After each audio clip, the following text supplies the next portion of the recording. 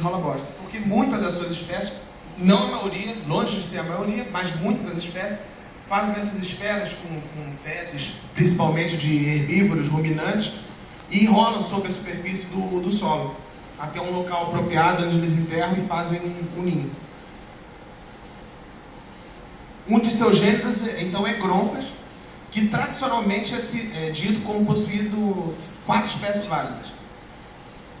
Mas faltava um trabalho revisivo que corrigisse muito dos problemas com nomenclatura e delimitação de espécies. Realmente eram muitos problemas. Então, esse nosso trabalho propõe resoluções para todos os problemas que nós encontramos. Bom, nós tivemos 4 objetivos principais. O primeiro foi encontrar um posicionamento tribal adequado para Gronfas entre as tribos de Scarabeine. Ao longo da história foi dito que Gronfas poderia ser um Faneine, um Onitine ou um Dicotomine. Dicotomine às vezes é considerado como subtribo de Coprine, né, ou dicotomina, né, ou às vezes como uma tribo válida.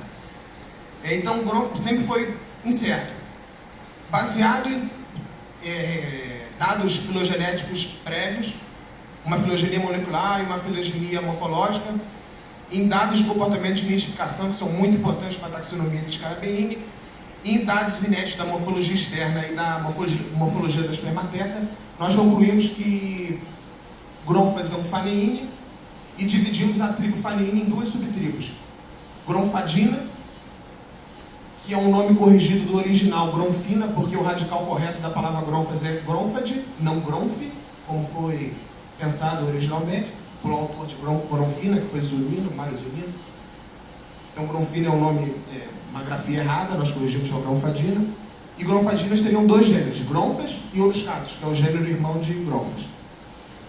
E Faneina, com 9 gêneros tradicionalmente tratados em Faneine, mais Bolbites, que foi um gênero historicamente relacionado, dito como relacionado a Gronfas, mas que nós concluímos que, na verdade, está mais relacionado aos Faneina. O segundo objetivo foi avaliar a disponibilidade dos nomes, isto é, né, se os nomes foram publicados de acordo com o Código Internacional de Nomenclatura Zoológica. Muitos problemas realmente Gronfas tinha nesse ponto. Problemas com data de publicação de alguns taxons, e eu selecionei um problema aqui que é o mais sensível de todos. Gronfas foi descrito por Brulé em 1837, e era dito que Brulé incluiu uma espécie nesse gênero, Gronfas lacordaire. Mas, na verdade, isso aqui é a única coisa que o Brulé fala de Gronfas, e, como vocês podem ver, em momento nenhum, no trabalho inteiro, ele cita esse nome Gronfas lacordaire. Na verdade, o Brulé não inclui nenhuma espécie em Gronfas. Então, obviamente, esse nome Gronfas lacordaire Brulé não existe. E, por isso, não é disponível. Aí muitos me perguntavam, mas Gronfas é um nome disponível, já que foi descrito sem nenhuma espécie incluída? Segundo o código, se o nome de gênero foi publicado no século XIX, de acordo com esses artigos, mesmo que não tenha uma espécie incluída, ele deve ser considerado um nome disponível. Então, Gronfas Brulé é disponível.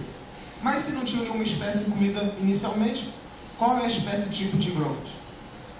Segundo o código também, todo gênero publicado sem uma espécie originalmente incluída, a espécie tipo deverá ser uma daquelas que for subsequentemente incluídas no gênero. No caso de Gronfas, segundo esse artigo do código, no caso de Gronfas, em 1846, Blanchard descreveu as 2 primeiras espécies no gênero, Gronfas lacordaire e Gronfas de Croa. Os 2 descritos conforme o código. Então, são nomes disponíveis. E eu designei um desses dois nomes, Gronfas de Croa, como espécie. Nós designamos, né? Eu, professor Fernando, como uma espécie tipo de Gronfas. Terceiro objetivo foi delimitar as espécies. E assim, dizer quantas espécies válidas o gênero realmente possui. A primeira espécie que nós consideramos válidas foi Gronfas aeruginosa, amplamente distribuída pela bacia amazônica. A segunda espécie, Gronfas lemone, que foi por mais de um século considerado um sinônimo de Gronfas aeruginosa, desde 1911, mas que nós revalidamos agora, baseado principalmente nas seguintes características. Gronfas aeruginosa possui um processo cefálico com essa incisão no ápice, enquanto Gronfas lemoni tem um processo cefálico acuminado. A proeminência pronotal de aeruginosa é curvada lateralmente, enquanto a lemoni é reta. E o esclerito mediano do saco interno, que é essa estrutura aqui, o saco interno aqui, e o esclerito mediano, em aeruginosa ele é bem estreito, enquanto em lemoni ele é mais largo.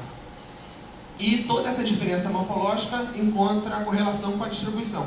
Gronfas lemoni está presente nos lânhos venezuelanos, enquanto a aeruginosa na região amazônica. Elas não são tão simpáticas em lugar nenhum conhecido. A terceira espécie válida é Gronfas de Croa, do cone sul-americano. Ele tem ocorrência no norte da Argentina, no Uruguai, no Rio Grande do Sul e no sul do Paraguai.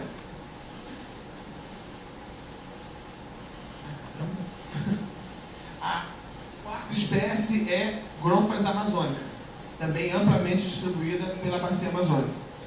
E a quinta, Gronfas inermes, presente no Alto Atlântico, no Cerrado e nos Pampas. Havia uma subespécie subespécies de Gronfas inermes, e nós sinonimizamos as duas subespécies porque a característica que o Ozofier utilizou para delimitar essa subespécie, que é a presença dessas duas tênues fósseis pronotais posteriores, nós consideramos como uma variação intraespecífica.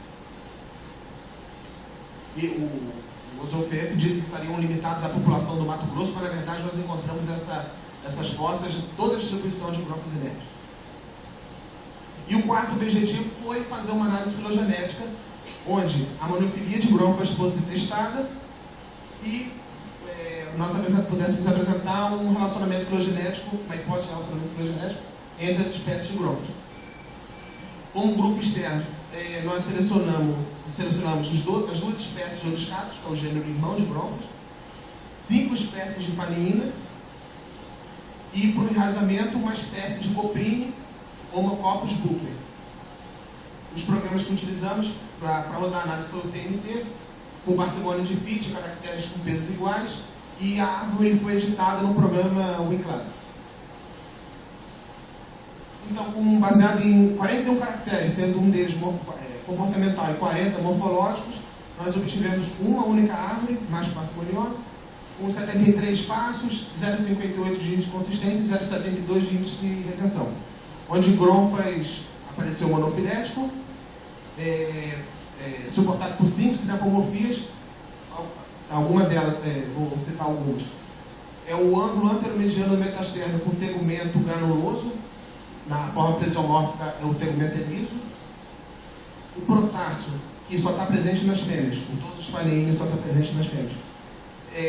Com 4 tassômeros, a forma plesiomórfica tem 5 tassômeros, e a presença desse tubérculo no ápice da protíbia, que é ausente nos outros grupos.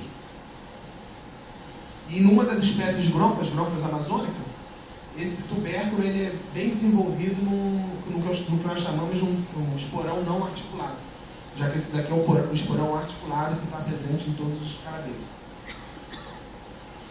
Os clados dentro de Gronfas, um deles é Gronfas aeruginosa e com mais Gronfas lemoni, que compartilham 8 sinapomorfias, entre elas a presença de um processo cefálico elevado, seja ele com incisão no ápice ou acuminado, a carena mediana longitudinal da protíbia lisa, sem tubérculos, como é a forma plesiomórfica.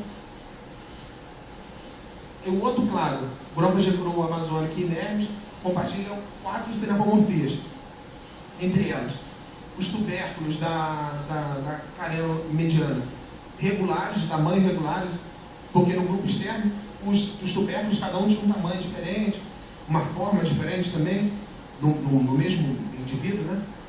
Mas nessas 3 espécies eles têm o mesmo tamanho. E o último clado, Gronfas amazônica e Gronfas inermes, também suportado por 4 sinapomorfias, entre elas o segundo par de lóbulos nucleares, porque na forma pressomórfica são 2 lóbulos nuclídeo. Nessas 2 espécies ainda tem esses 2 lóbulos a mais. Então eu gostaria de agradecer à comissão organizadora do Dentro do Bom Rio pela oportunidade de apresentar o nosso trabalho, às instituições que cederam material em empréstimo, ao CNPq pelo financiamento, ao meu orientador, professor Miguel Monet, e às outras 3 pessoas que leram a íntegra do nosso manuscrito e fizeram muitas contribuições. Obrigado.